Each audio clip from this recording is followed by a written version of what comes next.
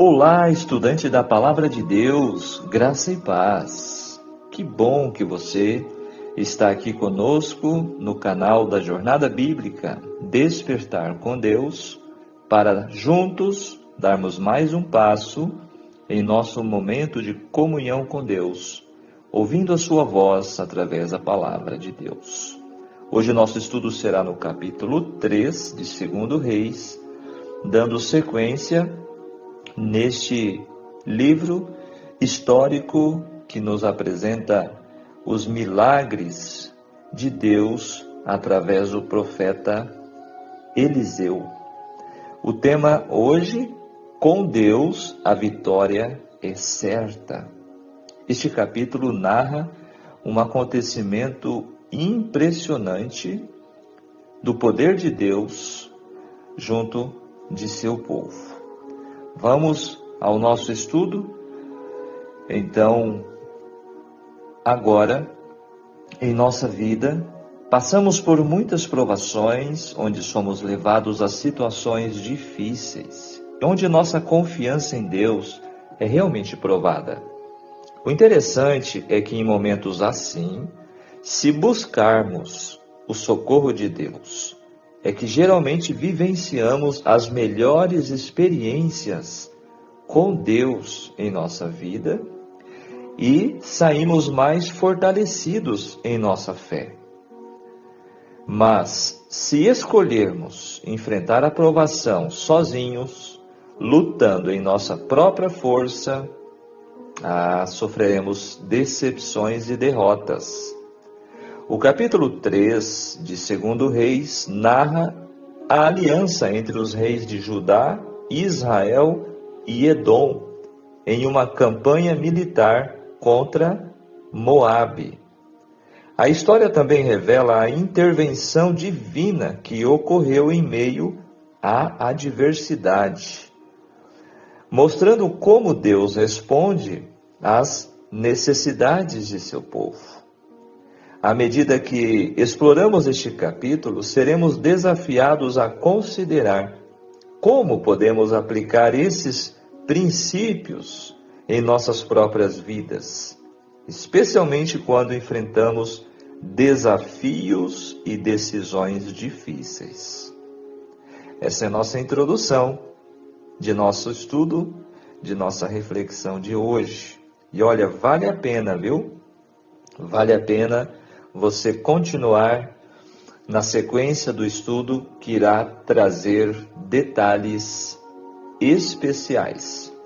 Aproveite, deixe o seu like, compartilhe e, se ainda não é inscrito, inscreva-se. Deixe também o seu comentário. O que chamou a sua atenção dentro deste capítulo 3? Portanto, nós vamos perceber que Deus é um Pai amoroso, preocupado com as nossas necessidades. Que Deus pode suprir nossas necessidades, se preciso for, pode fazer um milagre em nosso favor. E também que Deus quer que confiemos em sua vontade e em sua provisão. São algumas das lições que encontramos neste capítulo em nosso estudo de hoje. Vamos aos comentários, a análise dos versículos agora. Vamos extrair, então, os principais detalhes. Nesta sessão, se apresenta o ministério profético de Eliseu durante o período de guerra em que os moabitas e os sírios pelejavam contra Israel. Versos 1 e 2 descreve a estátua de Baal. Provavelmente essa estátua era de pedra e tinha sido erguida por Acabe, com uma inscrição e uma imagem do deus Baal. Apesar de ter sido guardada por algum tempo, não foi destruída, pois posteriormente tornou-se um dos objetos de que Jeú se livrou, lá no capítulo 10. O rei dos Moabitas descreve os versos 13 e 4, se chamava Messa. A existência deste monarca se confirma por uma inscrição em um pilar conhecido como a Pedra Moabita. a inscrição indica que honre conquistar as planícies de Moabe ao norte do ribeiro de Arnon, que era um rio, e que a área permaneceu sob o controle israelita por todo o reinado de Acabe. Portanto, os eventos deste capítulo 3 provavelmente aconteceram após a ascensão de Jorão e pouco antes da morte de Josafá, por volta aproximadamente do ano 847 a.C. Também descreve que ele era contratador de gado. Este termo na língua hebraica é nogé. É usado para referir a Mesa e ao profeta Amós. Messa devia ser um grande empreendedor, tendo em vista que tinha condições de pagar o exorbitante tributo de 100.000 cordeiros, 100.000 carneiros com a sua lã. Então, o verso 5 e 6 descreve a revolta de Moabe contra Israel, que agora levou o rei Jorão a uma guerra punitiva contra ele. E então, nos versos 7 e 8, Jorão buscou a aliança com Josafá, o rei de Judá. Irás tu comigo? Ele perguntou. Josafá possuía parentesco com pessoas ligadas ao trono do Reino do Norte, por meio do casamento de seu filho Jorão com Atalia, filha de Acabe. Então eram parentes, os reis de Israel e o rei de Judá. Era possível então presumir que ele estaria disponível como um aliado. E como Edom tinha sido adicionado ao território de Judá, como resultado de uma guerra anterior, Josafá propôs que ele e Jorão marchassem através de Edom para atacar o território moabita. Essa rota evitaria as fortalezas moabitas da fronteira e provocaria o ataque da sua retaguarda. Então, de acordo com os versos 9 e 10, a rota era muito difícil, o que se verifica pela afirmação que não havia água, era um deserto. Em uma campanha militar como essa, tanto os homens como os animais precisariam de mais água do que podiam carregar consigo. Então, o verso 11, o rei Josafá pergunta: será que não há aqui algum profeta do Senhor? Somente depois de as estratégias dos próprios 3 governantes parecerem ter fracassado, é que agora se lembraram de procurar a palavra do Senhor, a orientação de Deus. Fica-nos uma lição quando nós enfrentamos nossas lutas sozinhos, esquecemos de Deus, nós geralmente vamos nos deparar com maiores dificuldades e até com derrotas. É uma importante lição que este estudo nos traz. Não deixemos para nos lembrar de Deus só quando as coisas estão difíceis, quando estamos no aperto. Precisamos nos lembrar todo momento, não é verdade? Profeta do Senhor. Um profeta viajava com frequência em campanhas de exército. Enquanto esse relato aparentemente enfoca a expedição militar em si, o papel crucial de Eliseu na história enfatiza a importância do ofício profético no antigo Israel. Então o verso 13 diz: profetas de teu pai. Eliseu falou de maneira mordaz acerca dos perversos reis do norte, que se consultavam com os profetas de Baal. Eliseu aproveitou o momento em que foi procurado para dar uma lição no rei de Israel, que seguia a triste tendência de consultarem profetas falsos. Então o verso 14: vive o Senhor dos exércitos, em cuja presença estou. Essas palavras também foram ditas por Elias, lá no capítulo 17 de 1 Reis. Conforme a declaração, não olharia para ti. Pode-se concluir que, como o rei Jorão era um adorador de Baal, ele não tinha o direito de reivindicar o favor de Deus. Ele era um adorador de ídolos. No entanto, ele foi beneficiado assim pela graça do Senhor para com o rei Josafá. Não daria atenção, verso 14. Essa foi uma censura forte de Eliseu, mas foi oportuna e necessária. Sabe aquele puxão de orelha? A honra de Deus estava em jogo. Um ímpio rei de Israel lançava sobre o Senhor a culpa por um desastre devido diretamente à sua loucura. Se Josafá não tivesse participado desse empreendimento, Eliseu se recusaria a interceder em nome do rei de Israel. Versos 16 a 19. Assim como em muitos milagres do Antigo Testamento, as palavras do profeta instruem o homem sobre como ele deve agir, para que a fé humana e a provisão divina caminhem juntas. Versos 23 a 25. Isto é sangue. A água vermelha parecia sangue, e o rei moabita pensou erroneamente que os inimigos de outrora tinham brigado uns com os outros. E foi, assim, um trágico erro de cálculo. No verso 26, romperem. De fato, não se podia afirmar se o líder moabita desejava retaliar a ação do rei edomita de juntar-se aos reis aliados do outro lado do Jordão. Se ele considerava o exército edomita despreparado, ou se ele estava tentando estabelecer uma rota de fuga. Talvez as três alternativas fossem possíveis.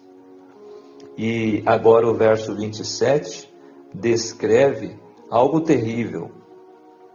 O rei moabita, Messa, num ato extremo de desespero, sacrificou o seu filho mais velho ao deus dos moabitas, que era Quemos, na esperança de obter perdão por seus pecados passados e garantir uma vitória militar.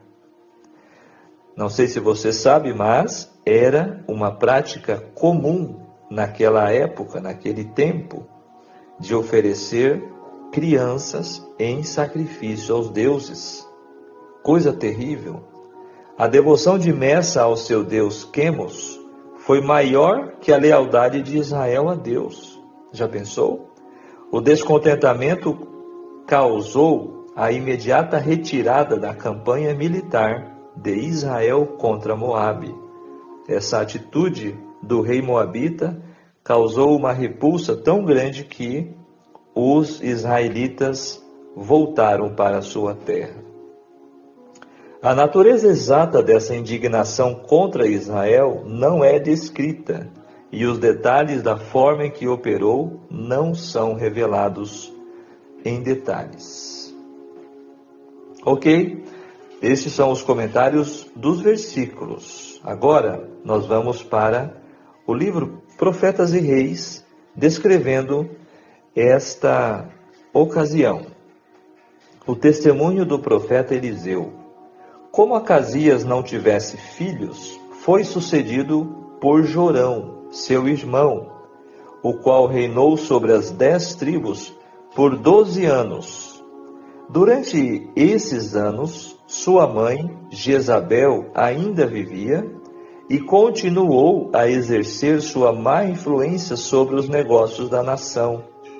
Então veja que o rei Jorão, ele era influenciado por sua mãe, a terrível Jezabel. Por isso, costumes idólatras eram ainda praticados por muitos entre o povo. O próprio Jorão, conforme destaca o capítulo, fez o que era mal aos olhos do Senhor. Porém, não como seu pai Acabe, nem como sua mãe, porque tirou a estátua de Baal que seu pai fizera. Contudo, o verso 2 e 3 descreve que ele aderiu aos pecados de Jeroboão, filho de Nebate, que fizera pecar a Israel e não se apartou deles. Inicia-se aqui a página 212 do livro Profetas e Reis.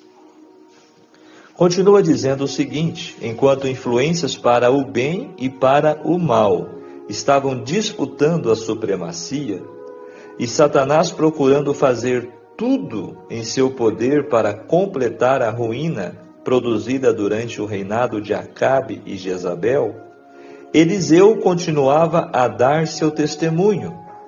Teve que enfrentar a oposição, mas nada pôde impugnar-lhe as palavras. Foi honrado e venerado através do reino. Muitos vieram a ele em busca de conselho. Enquanto Jezabel ainda vivia, Jorão, o rei de Israel, buscou seu conselho, e uma vez, estando em Damasco, ele foi visitado por mensageiros de Ben-Hadad, rei da Síria, que desejava saber se a enfermidade que então o possuía resultaria em morte. A todos o profeta deu fiel testemunho, num tempo quando, de todos os lados, a verdade estava sendo pervertida, e a grande maioria do povo, o povo de Deus, o povo de Israel, estavam em aberta rebelião contra o céu. Então, conforme nós já estudamos, Elias iniciou uma obra de grande reforma no reino de Israel, e agora Eliseu, como sucessor, estava dando sequência, trazendo de volta o povo para adorar o verdadeiro Deus.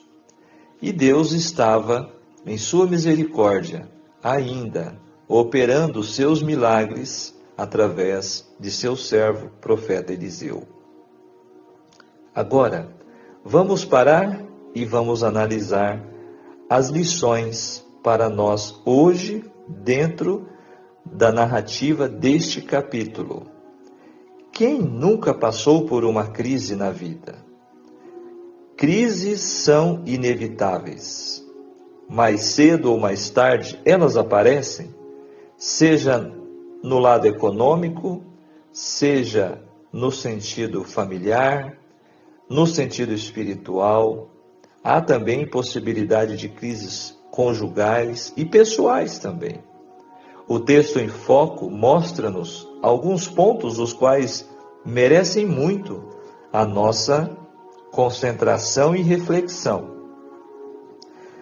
Primeiro, é certo que durante nossa existência enfrentaremos crises, das quais precisaremos tomar atitudes imediatas e radicais, conforme os versos 1 a 5. Segundo, as consequências das crises que nos assolam dependerão de nossas decisões. Jorão mostra como decidir baseado na capacidade humana. Josafá mostra como decidir baseado na conveniência. O rei de Edom mostra como decidir baseado nas decisões alheias. Terceiro ponto: crises vêm, crises vão, simplesmente para revelar quem é quem. Olha só que interessante, temos 3 reis, né? O rei Jorão, o rei Josafá e o rei de Edom. Jorão representa aquelas pessoas que tomam decisões equivocadas e que, ao verem as consequências, são rápidos em procurar um culpado. Geralmente, essa classe de pessoas quase sempre culpam o próprio Deus ou culpam os outros. Agora, o rei de Edom representa aquela classe de pessoas indiferentes em tempo de crise. Tanto faz como tanto fez. Não tem reações. Ficam parados, esperando pelos outros. E Josafá representa a classe dos fiéis que, quando estão encrencados, quando estão em aperto e dificuldade, lembram, sabem que Deus conhece todos os problemas e que tem a solução para resolvê-los. Ainda bem que Josafá se lembrou de Deus e perguntou se não havia um profeta de Deus. As crises surgem a fim de que busquemos a Deus. Talvez, como aconteceu neste episódio, talvez estejamos enfrentando as lutas sozinhos, nos esquecendo de Deus, e a crise vem para nos voltar, para nos levar de volta no caminho certo, o qual visa nos surpreender com o que Deus pode fazer. Deus, através de seus servos, confronta os incrédulos, representado por Jorão. Ele ignora os que o ignoram, representado pelo rei de Edom, e honra aos que o honram, representado por Josafá. Deus usa as crises da vida dos seres humanos para revelar a capacidade divina, que é ilimitada, visando atrair os pecadores a si. Por isso, Deus merece ser adorado antes de manifestar o seu poder. Deus usa pessoas para enviar profecias diretas sobre o que fazer para vencer as crises. E Deus espera a participação humana em suas orientações, aparentemente, como foi nessa ocasião, sem lógica, cavar buracos na areia do deserto, objetivando revelar a sua onisciência e o seu poder onipotente. Deus mostra que a vitória sobre qualquer crise depende da obediência plena às suas indicações por meio da palavra de seus profetas. A lógica de Deus não tem lógica do ponto de vista humano. Porém, confiar nele reside o segredo de nossa vitória. Percebem? Quantas lições! Se buscássemos mais a Deus, colecionaríamos mais vitórias, sem dúvida. Nossa vida seria muito melhor. Muito bem, agora, fechando nossa reflexão de hoje, este capítulo nos apresenta, portanto, uma narrativa rica sobre a aliança entre os reis de Judá, Israel e Edom e a subsequente batalha contra Moabe. A intervenção divina, Deus, que trouxe provisão em meio à crise de água e assegurou a vitória sobre os moabitas, destaca sim a sua soberania e a importância da fé e da obediência. A história ilustra que mesmo diante de desafios que parecem insuperáveis, confiar em Deus e buscar sua orientação pode resultar em milagre e vitória. A resposta de Deus à crise dos reis e à confusão que ele traz sobre os moabitas são lembretes poderosos de que Deus está sempre presente, pronto para ajudar aqueles que se voltam para ele em busca de ajuda. A vitória sobre Moabe não apenas garante a segurança dos reinos aliados, mas também reafirma a necessidade de adoração verdadeira e a centralidade da fé em todas as circunstâncias.